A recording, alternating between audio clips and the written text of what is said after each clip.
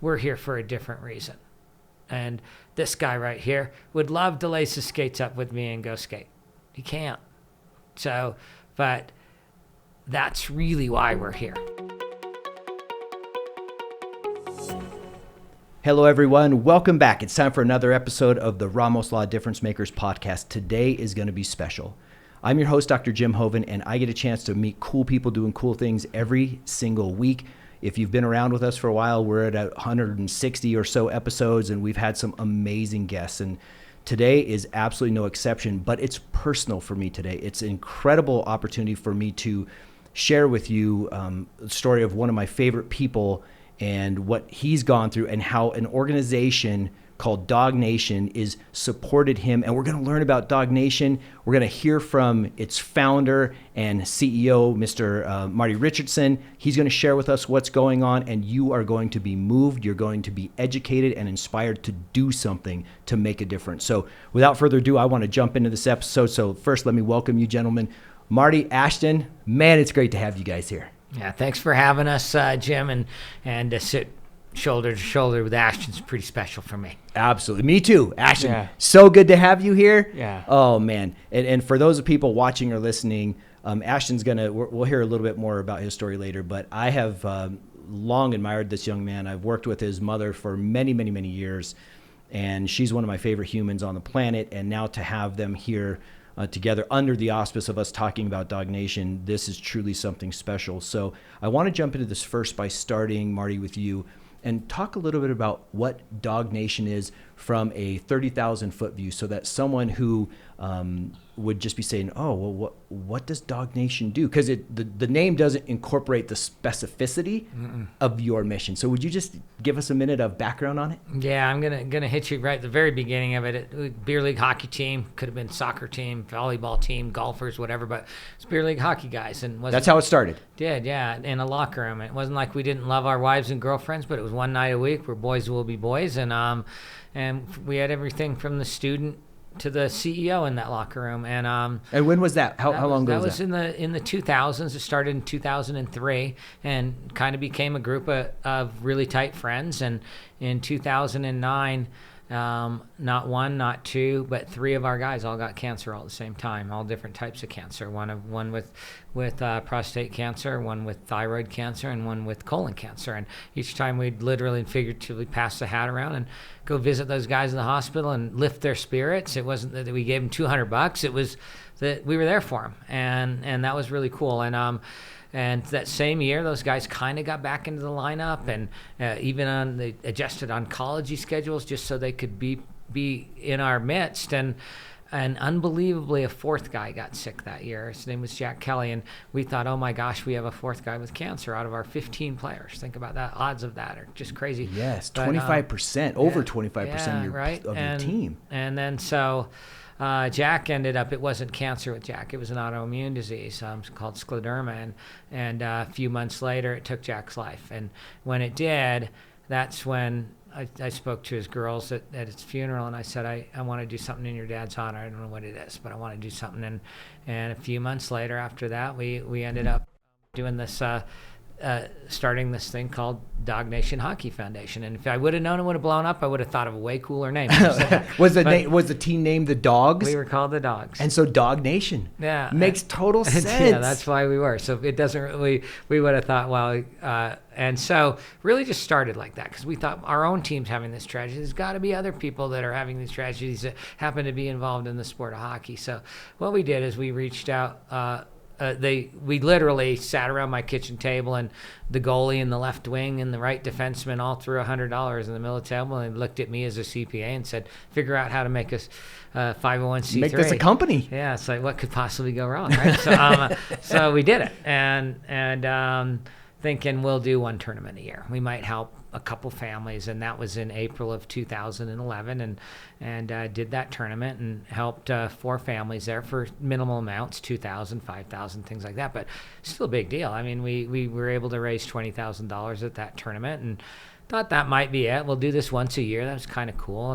And then it was like, wow, that was cool. Let's do a comedy night. And well, that was really good. Let's do a golf tournament. And this thing started to snowball and snowball. And then what happened is some of the media heard about it really the first one was Peter McNabb, who unfortunately passed this past year, but Peter would talk about us on the Avalanche broadcast, and then it started to snowball from there. He was such a great announcer. He was amazing. So good. Yeah. So good. He was at almost every one of our events too. Wow. Because it was a really, really big deal that to him, this was something that he really enjoyed doing, and connecting with some of our recipients and different things like that. He did that right to the end, where he was speaking to a gal I'm going to go see in the hospital tomorrow. Peter, I have a photo with him talking to that young girl, and they were both battling cancer at the same time. But so since then, it's become this amazing thing that we did, very unintentional, but it's been able to really affect.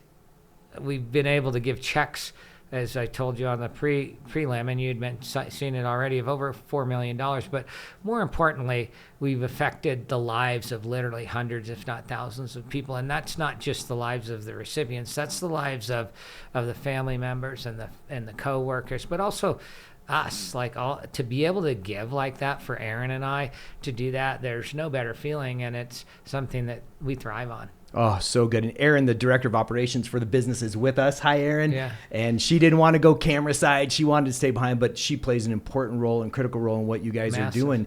And you talked about the way that you affect lives, and not only the lives of the people within, quote unquote, the building or the organization, but those people that you're helping and their families, the ripple effect. I want to bring Ashton in on that note.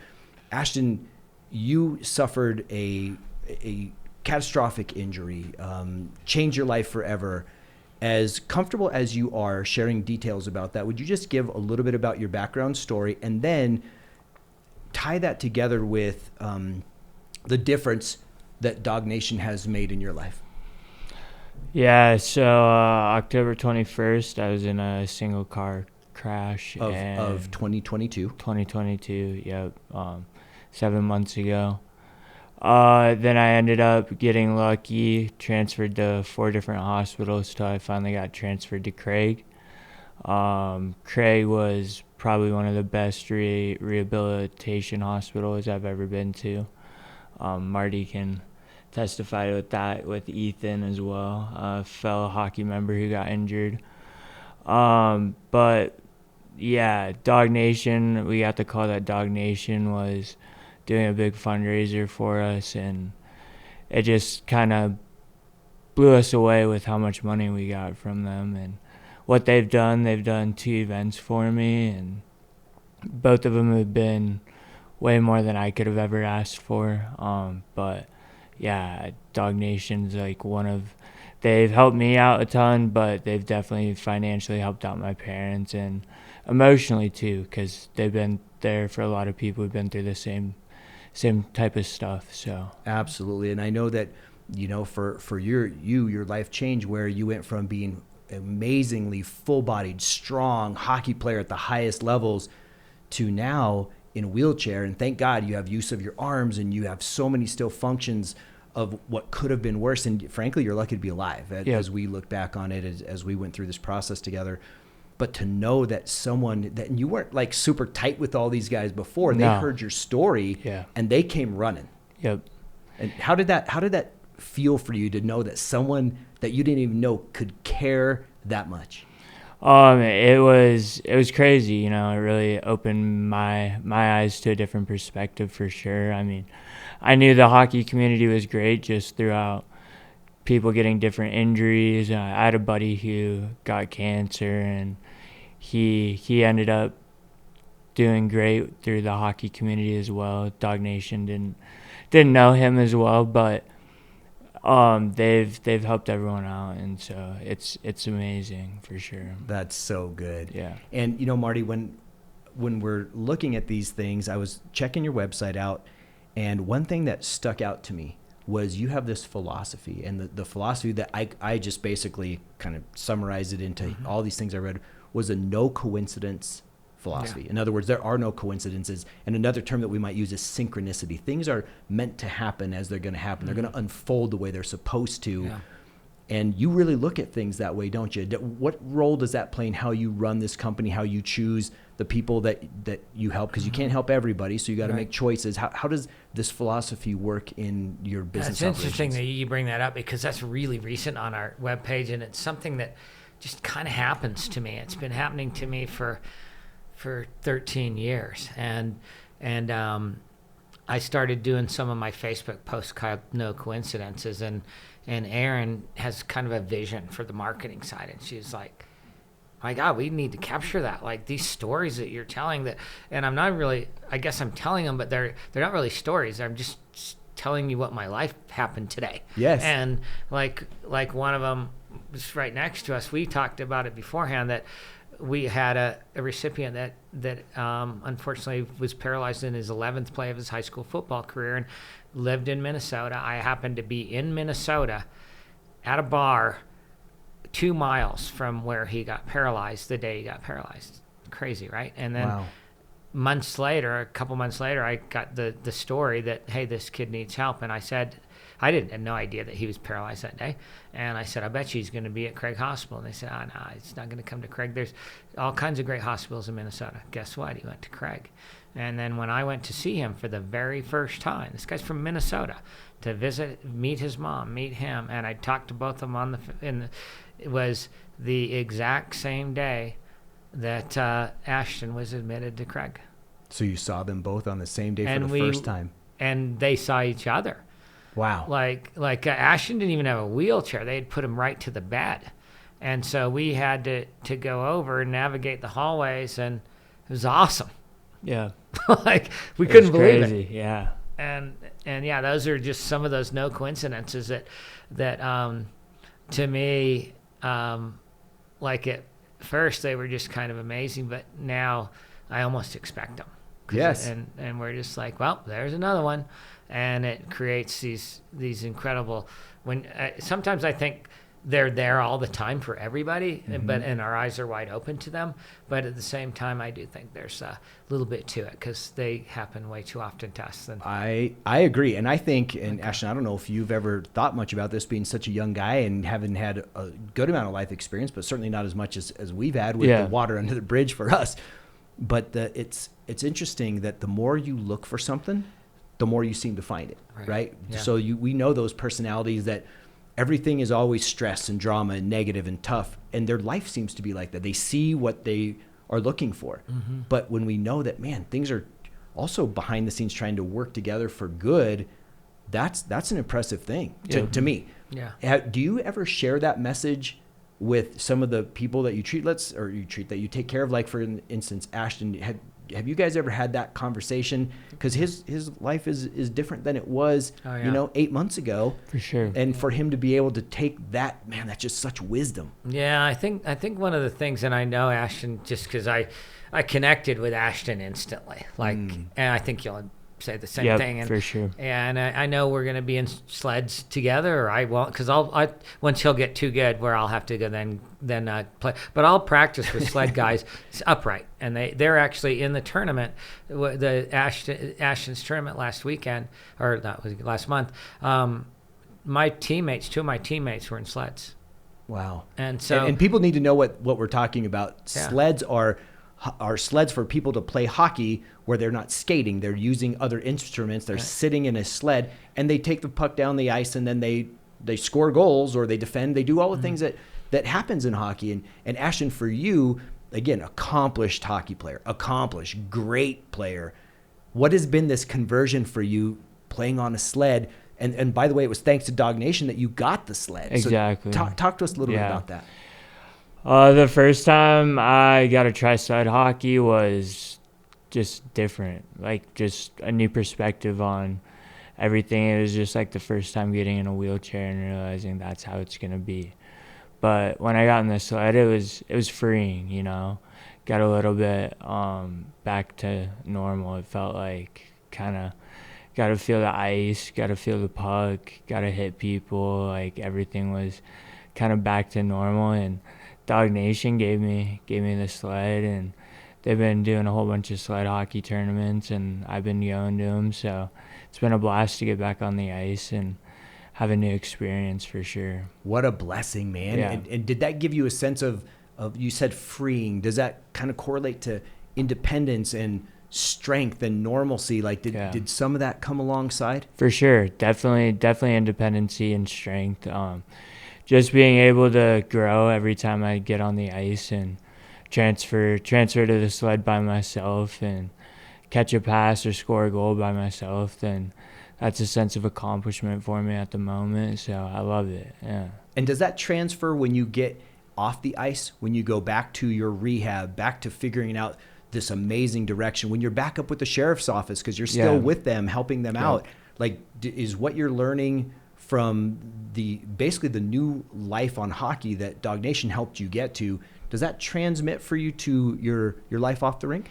Yeah, for sure. I mean, just being able to try something different, a new sport from a different perspective. I mean, opened my eyes. I've done rock climbing. I'm about to do scuba diving in a couple months. The kid that we were just talking about, Ethan, he's going to Cancun. Yeah. Cayman Islands. Cayman Islands. Yeah, for a scuba trip out there with Craig. So. Wow. Yeah. Man, that's just the doors that open up when one closes are pretty unique. Yeah. That's crazy.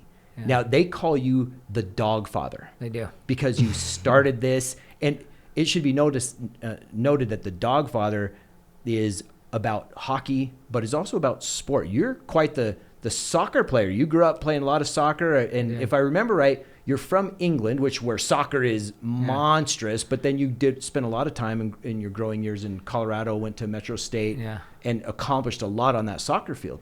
Yeah, thank you. I mean, soccer it's actually a very similar game to hockey as far as the movement. That's what I was going to ask. And the gaps and a lot of hockey's obviously faster and tighter space, but the same, like having that same vision of what are you going to do with that ball before you've even got it? What are you going to get you're about to catch a pass, but you've already looked up and you see Ashton's going to be in that gap. So you're thinking about your next move ahead, and they're very similar that way. So your mindsets, if you can, for me, it was easier to learn. I'd always liked hockey better. Like I wouldn't say better than soccer, but it just was out of my parents' price range for us to be able for me to ever play hockey. And so I didn't start really officially playing until I was an adult, but I played a lot of pond hockey. So I was actually halfway decent already. So you knew how to skate. You had those kind of basic skills down. Yeah, I could already play a little bit, but it was easier because the game is similar in the spacing and gaps and the movement away from where the puck or the ball is. I love kind that. of the same thing. Okay, so enough of my sports love of going through that. I want to come back to Dawg Nation. I'm going to read you what I wrote as a summary of the philosophy and mission of Dawg Nation. And I want you to I might share steal with it us. after this. So we'll see. It's yours. You can steal it. Yeah. I want you to tell me how you came up with it and then how you're expressing it. Okay. So here's what I wrote. Dawg Nation provides opportunities for persons with and without disabilities to gain confidence and independence through hockey events. Yeah. Tell me more about that. Yeah. So, the big part is right off the bat is with and without. And so the NHL is a mantra, hockey is for everyone. And we try to prove that all the time. And I've got a hockey player sitting right next to me. And he would have been a hockey player with me before, and he still is. And that's hence at our events, not just on my team, but we include players that are blind. We include players without legs. We include paralysis. We include men. We include women. We include young. We include old. And for me, what that's saying is inclusivity, and that we're going to bring you all into our pack. And you're all going to be dogs. You might be Milan Hajduk, who played in the tournament, and Ashton and I got to watch a world-class hockey player, and all the way down to a crappy hockey player like me. And but we're all the same out there, and we're utilizing the sport of hockey to lift everyone up. And we do have other programs. We have a program we did just this morning. I skated. It's called Hockey Heals, and each week. Luckily, Foothills Park and Rec thought highly enough that they give us ice time for free. So we actually have the ice for every single Wednesday morning, and it's filled with people that are going through their own personal battles. We might have people in the midst of their cancer. We might have people that are on their recovery. Soon we'll probably have, we've had sled players out there. We've had NHL players. Logan O'Connor from the Avs has come out to it, and different things like that. But the premise of that is we're all using that sport to lift everybody up. And we hear later that this gal that's going through stage 4 cancer, her oncology nurses and doctors can say they literally tell when she's gone to hockey heels and when she hasn't. By the attitude that she walks into that into the hospital with. Wow. It's amazing. So I know it works. And I know it works with you too. Oh yeah, for sure. Yeah. And with that tide lifting all boats, hockey is for everyone is the NHL's motto.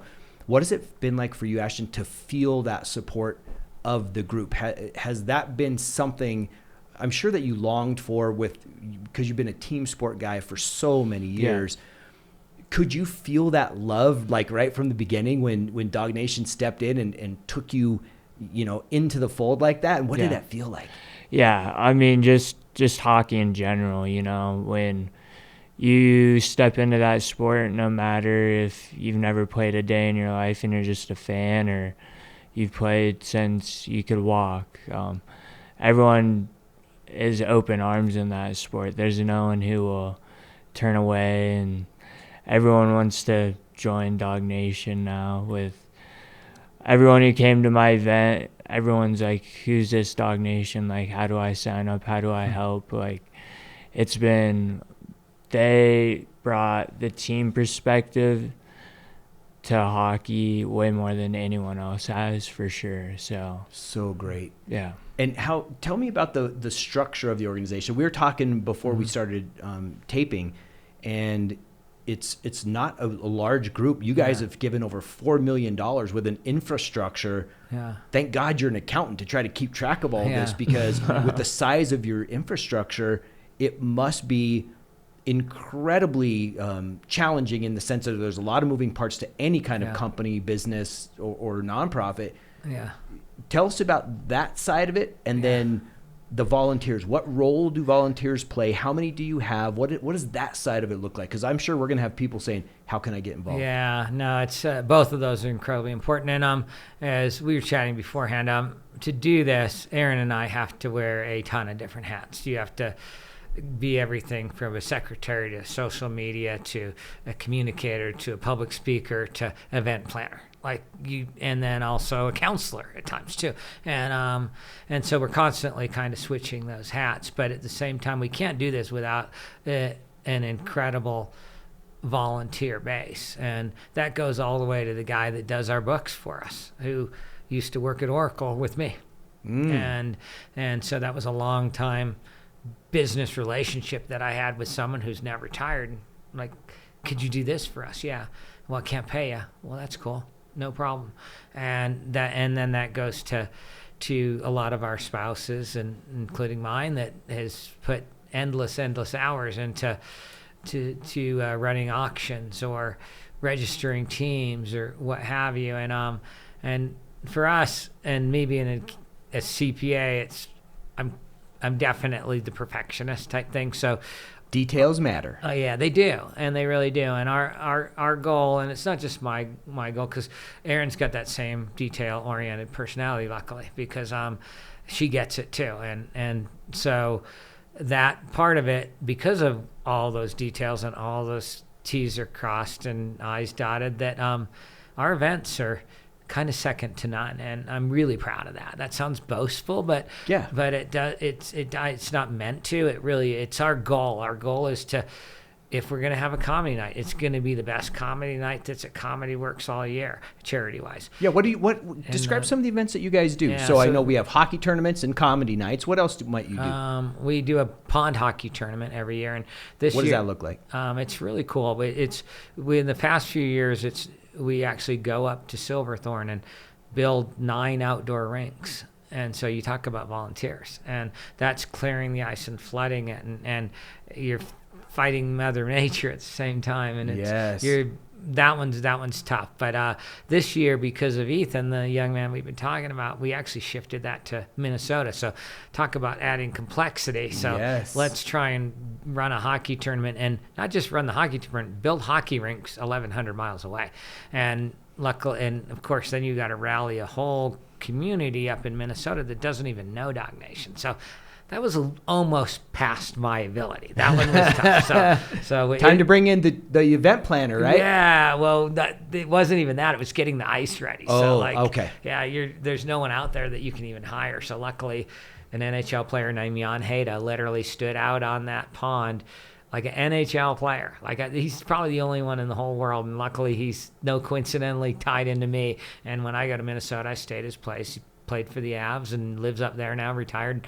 But he would stand out there with a submersible pump, and my estimation is over a 7-day period, he put over 20,000 gallons of water onto that lake to turn this thing into this amazing hockey mecca. And so that's one of ours. And then the last one we do is we have 4 big ones, and the other big one is a golf tournament. And we're blessed there. We have a lot of the Avs play that, and ex-Avs and big names locally, which allows us to kind of showcase those names and do really well sponsorship-wise on that event as well. But there's a lot of one-offs, and they're not that small. Like this Ashton 3-on-3 was a one-off. It's a one-day tournament, but that was just for him, designed, created, and implemented for his situation. Yeah, we do a lot of those. We'll do some of them aren't quite that as like an all-day thing in a tournament, and raising, having to build schedules and all prizes and a party at the end.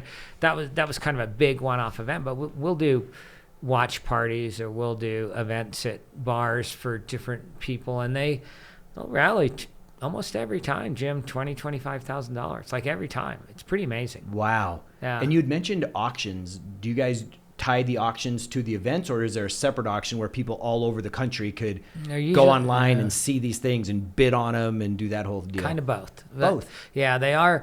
The auctions are always tied to an event, but we did make an investment into, or make an annual investment into some auction software that allows anyone to bid, and we do get bids from all over the place. And our auctions are they're a lot. They're in the well over $100,000 a year. Goodness. Like of revenue that comes in from that. And one thing I'm super proud of on that, and or not just Aaron and I, and we, I guess all of our volunteers and everybody, all of our auction items are donated. And then Aaron was working on one just today from Penn State University. Wow. This morning. Aaron, good job. So it's pretty cool that you see these people see these things that come from like all over the hockey world, and not just hockey world. It's hotels and golf foursomes and things like that all have been moved, and they're like, man, I'm going to donate this, and then we're able to monetize that. So now you've worked hard, created a structure, got significant funds to the tune of giving over $4 million so far. How do you choose the recipients of Dawg Nation support? I mean, you'd love to help everybody. Yeah. Is there a criteria? Is it a nomination? Do you go through that process with us? So we have a committee called the Recipient Committee, and Aaron and I oversee that, but we're not on it. So it's made up of board members for the most part, but it's not required that it has to be a board member. It's somebody within the community nominations are done online. So in Ashton's situation, one of his teammates or coaches or whatever would have went ahead. Did you hear about this story? And so they fill in a nomination form, an online form, and then that creates a document that's then reviewed once a month, once every 2 weeks. Some of the bigger ones like Ashton's will put it to the top. This one needs our attention right away. But for the most part, we then gather those and read them, and they're all heartbreaking, honestly, and they're all worthy. And so it is a little bit tough that you have to kind of make some tough decisions sometimes. But this committee reviews those, and they analyze what the need is, and we try and meet it. You're doing a great job, right, Ashton? Oh. Yeah, they are. And Ashton, how did it feel to you when, first of all, did you know that an application was put forth in your, to represent you to do this? Yeah, I knew you had to get nominated to be involved in the... And once you found out that your case was accepted, what did that do? What was it? What did it feel like? How did it set? Kind of a sense of relief, you kind of take a deep breath and kind of like, okay, I have some support here. Like, we're not all on our own. Like, let's use this to our advantage here. They're here to help, not hurt. So. And I'll tell you, from knowing Ashton for a good bit now, I was honestly, Ashton, I was surprised pleasantly with the way there's almost been a determination, a positivity, but a grace that I've felt in you. And I know it can't be 24/7. I know there's been moments, days, weeks maybe where you've been pissed off, frustrated, just like, why, right? For sure. I mean, there's no doubt that that's naturally what should happen. But overall, every time I see you, there's a smile, a hug, a positive attitude. You always keep going and growing. And that's what's impressed me. You're not sitting there saying what you lost. You're saying, what's my opportunity and where do I go from here? You're already back at the gym. You're doing things that are pushing you forward. And so I just want to say that in this forum, that I couldn't be more proud of you, watching you from my perspective on the sidelines in your journey, that you've inspired me. Appreciate it. And so would you have any lessons that you've learned so far that if someone were watching or listening, going through a tough time, and whether it's a health crisis, or some other thing in their world that they just don't know how they could ever go on, what have you learned so far that has helped you navigate so well and so quickly after such a traumatic injury? Yeah. One of the head nurse at Craig gave me some good advice before I left. He said, if you're gonna have a bad day, have a bad day in your chair. Don't have a bad day laying down, because you're just gonna get eaten up in your bed. But just get up, stand up, go outside, turn on some music, do whatever you need to do to clear your head, but don't have a bad day just laying down, because everyone's gonna have a bad day no matter what your situation is. Like, you could be a movie star and you're still gonna have some bad days. So don't think every day is perfect, for sure. Oh man, that is beautiful. That just kind of gave me a little shiver. Like, man, I gotta get after it. Right? That is awesome. Yeah. When you're looking at expenses, Marty, you have to decide in some way. You said the ripple effect goes from not only what the injured athlete needs, and some able-bodied athletes, it sounds like, too, the injured and the uninjured. What do you guys pay for? What is the money designated to say, hey, percentage goes towards healthcare bills, percentage goes towards travel to this or that? Like, how does the money get used? No, honestly, we let the recipients decide. Okay. And so we'll ask questions such as, was there insurance? Is there different things like that? But some of the biggies, and that as a CPA and just business guy in general, is that people forget quite often, and you guys do, and you don't in the law industry, luckily, is the opportunity cost. And that's I'll use Ethan as an example again, not trying to overuse him, but it's a simple one. And his mom can't work anymore. And so, because she needs to take care of him. Right. Yeah. He's quadriplegic. Yes. So so there's a giant hit to that maybe, that's not a bill. No, but that's real. It's absolute loss of income, which is just like spending money.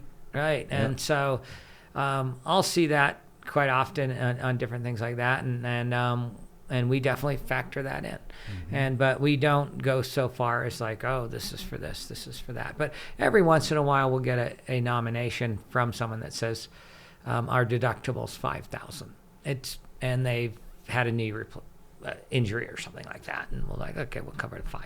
Mm-hmm. So, but that's probably not the norm. Norm is like, we're gonna get you through this thing, so you can focus on recovering and becoming a sled hockey player and keeping your job at Clear Creek and all that. And don't worry about the medical stuff. Don't worry about having to have a ramp at your house, because you still have to worry about that, but you don't have to worry about the cost of it. Yes. That's our goal. So beautiful.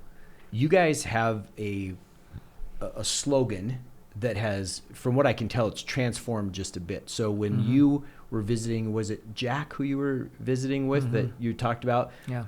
He's in a hospital bed. You go, he says, bring over your computer. I want to talk to you. You're like, what?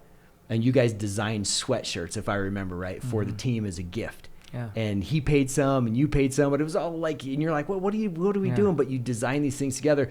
And then subsequently you said, hey, what should our slogan be? Yeah. And I wrote it down because it was so impressive to me. Yeah. So here's what I wrote down regarding where you guys started. Play hard, play fair, be modest in victory, and be gracious in defeat. Yeah, that's our real motto. That's Jack and I wrote that in the hospital. And just to be clear, I tried to pay for half of those, but when I left the hospital room, he changed it and paid for all of them. So that's how Jack and I. Oh, wow. Yeah, Jack and I used to tease. He would like have kind of games on who would pay for lunch, and got creative on paying the bills before the bills came out. Oh, and stuff. that's great. So that was like yet one more little. He got me one last time on that one. How That's precious of a memory is that? Yeah, and so that was but yeah, that was that's our team motto. And play hard, play fair, be modest in victory, be gracious in defeat. And I, as a coach of kids, I don't do that right now, but I 20 some years of a youth soccer coach, my teams use that motto too. Because of that. That's amazing. Because of that. Yeah. And what has that meant to the organization? Because now those last two of being gracious in both and understanding how to win and how to lose has been also had this addition of give back. Yeah. So now play hard, play fair, give back. Yeah.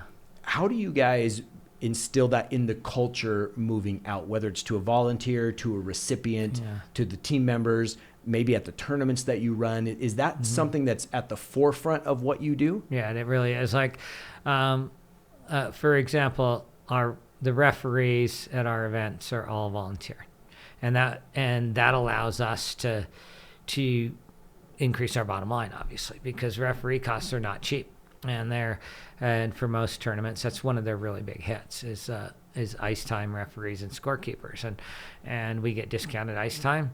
We don't pay for referees, and we don't pay for scorekeepers because of all the volunteers. But then we go into each locker room. I literally personally go into every locker room and tell everyone these guys are volunteers.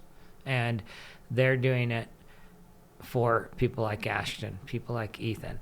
And because of that, be modest in victory, be gracious in defeat. And I might not say those words per se, but they're implied pretty strongly. That's beautiful. That this is, we're here for a different reason.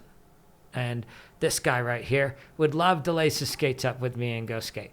He can't. So, but that's really why we're here at the end of the day. Mm-hmm. Absolutely. And I'm as competitive as I get. I was an NCAA athlete. So, and I've probably had my moments that I'm not really proud of over the years. But at the same time, it's really why we're here. That's so beautiful. Do you find that many of the athletes and folks that you've helped end up becoming part of the volunteer program, whether it's through mentoring and guiding others who have just been injured in some way or are going through something? Is there a pay it forward situation that you find among the people that you've helped? If so, how does that work? Yeah, it's something that it's interesting you bring that up. It's because Aaron and I, that was a lot of our conversation driving over here. And I met with a recipient literally just last night that said she volunteers. There's a lot of recipients that volunteer. And she thought she wants to make it more formalized and said, I think this would be really great if the recipients actually get first dibs at being volunteers. Make it a big deal, like a bigger deal than it really is, and kind of interesting. But we already, we do have a lot, and there's we haven't really formalized the program, but my wife actually kind of came up with a term, and it's called the 360 effect. Ooh, And I so, like it. Yeah, and so what the whole part is you start here and you become a recipient, and then you become part of us, and eventually at the end you are actually helping others. So right now Ashton's in his 360 effect, and ideally the end of that 360 effect is that he's mentoring or even delivering the next check. And we've already talked about it, because about the next year doing this tournament every year and calling it the Clash 3-on-3. We did kind of a CL and then Ash and kind of fun little play on words on it. But they may need some more help next year. Who knows? And we might have to do that again. That's kind of happened. But we're going to do it again anyway. And if they don't need help, then Ashton's going to be the one giving the check. And how does that sound to you, Ash? Sounds great to give back. Yeah. Sounds amazing. Yeah. And you're gaining so much experience that the next person down the line can benefit from. Everything from that bit of wisdom that you shared that you got from your nurse at Craig, to just what you're seeing by going through this, right? Nothing can replace the day-to-day that you're living. Yep. And so when the next person comes along, whether it's the same injury or different, you're going to have a connection that I can't have, he can't have, because you're in a different perspective that we don't get to see. Yeah. And that makes you incredibly valuable. Yeah. Are you looking forward to that? I am. Yeah, and I don't see that just running a tournament, because he actually got to see part of the 360 effect the day I met him. There was a guy named Les Borsheim who played for the Colorado Eagles and was paralyzed in a motorcycle accident. Went to Craig, and that was 2008, I think. So it's been quite a few years. And Les has been a recipient of ours over the years, and actually a pretty big one a couple of years ago. So during COVID, his health really deteriorated because he wasn't able to get CNAs, and it was very difficult. And so he encountered quite a few bills and stuff. So we actually worked with the Colorado Eagles and did a really special night up there, and that was in November. And I met him in December, and Les said to me, "Marty, it's awesome. You're giving me. I got to give back. I got to do this." So I brought Les that day, really to mentor Ethan, but he mentored both of them. Oh man. Yep. Yeah. What did you get from that? He was a wise guy. I mean, he's been through it for how long has he been in? 15 years probably. Yeah. And so he's living life. He's a broadcaster now for them. Like, he's got it all set in stone. So, and he's a higher level injury than I am, and so is Ethan. So for me, like, I still have function of my hands, and that's a huge win for me. So it gave me a lot of hope. If he's doing fine, then I should be doing great, right? That's beautiful. Yeah. Man, you guys, this has been such an inspirational time together for me. I'm truly humbled by what you do and have done, and especially for someone that I deeply care about, and the journey that you're on, Ash. Really moved my heart today. Yeah. I do want to ask one final question, and then I'm going to get to some context stuff. I know, Ashton, you gave me a piece of advice that you got that was really helpful for you. Marty, have you found or come across a piece of advice somewhere along the way that you feel is fundamental in how you operate not only this business but your life that you'd like to share with our audience?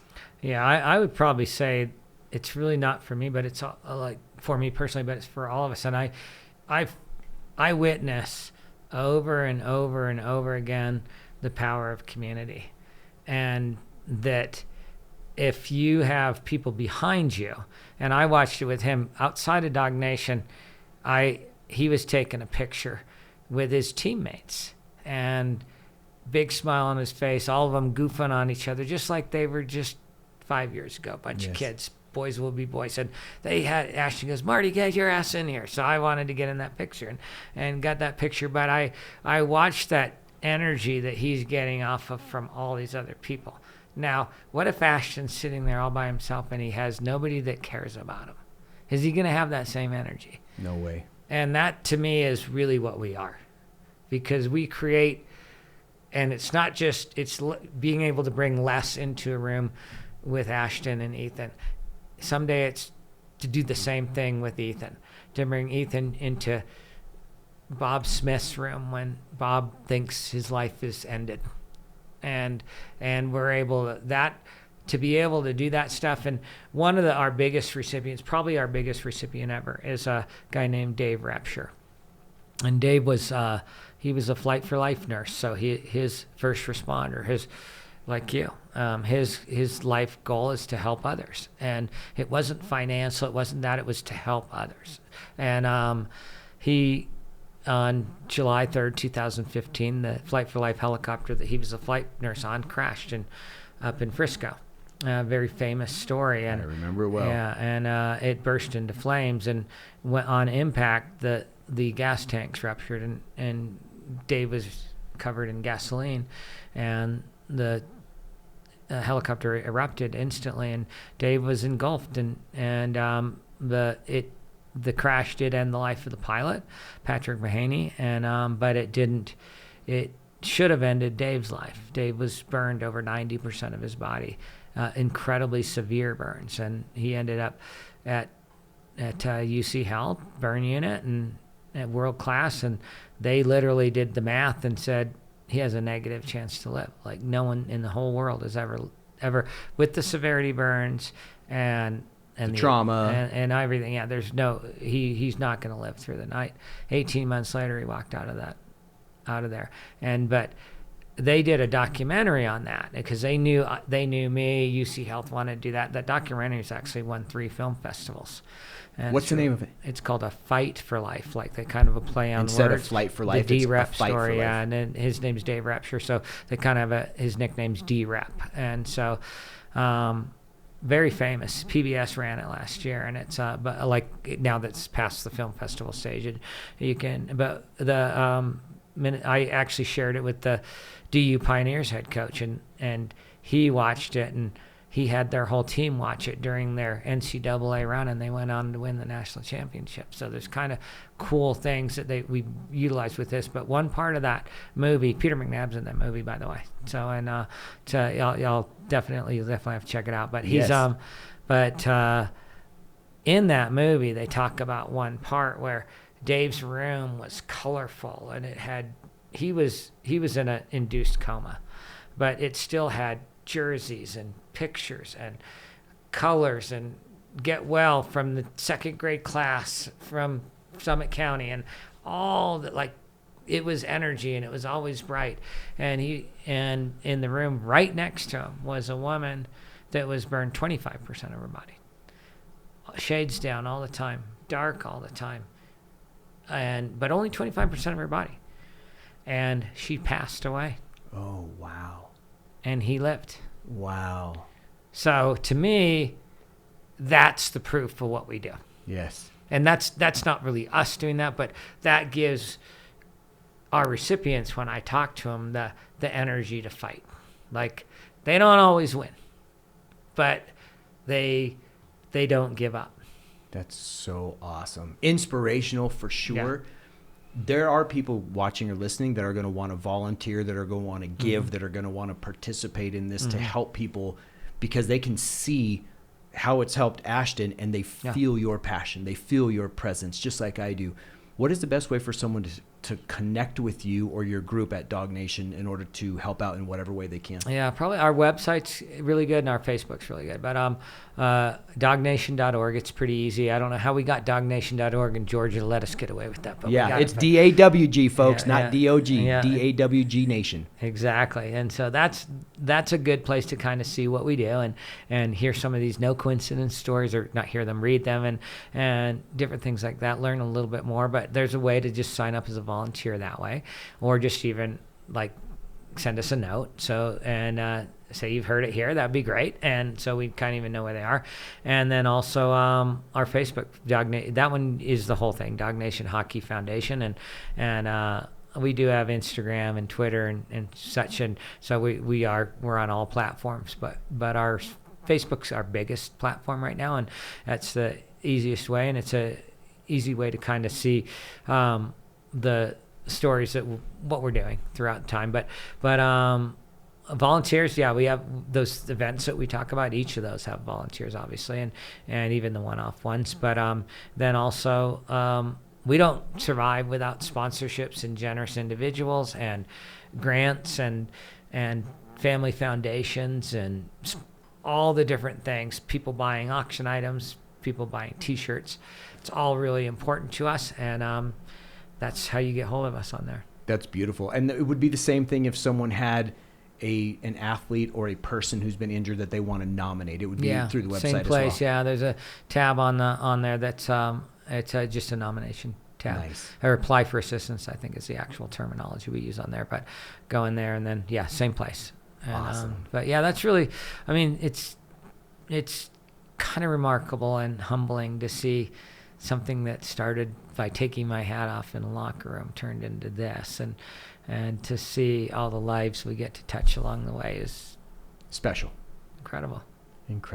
Marty, you're doing great work. You are making a difference. Ashton, you're doing great work, and you're making a difference. So I can't thank you guys enough for joining me today on the show. It's been a true honor and a joy for me to be with you guys. Really made my whole day. I wish you both nothing but continued success in your various journeys, and know that we're always a supporter, and we want to do what we can to basically lift you both up. Awesome. Thank you. Enjoy your day. Yeah, thanks for having us on. Now, for those of you watching and listening, please remember, you too can make a difference. If this has been something that has inspired you or moved you, take action. Don't sit there. Do something right now. Share this with someone. Get it to someone who needs to be lifted up. Also, if you have an idea or a guest type that you would like us to learn about or to find out about or interview, let us know. You can reach me, jim@ramoslaw.com, and I will be happy to respond to you. So until next time, keep making a difference.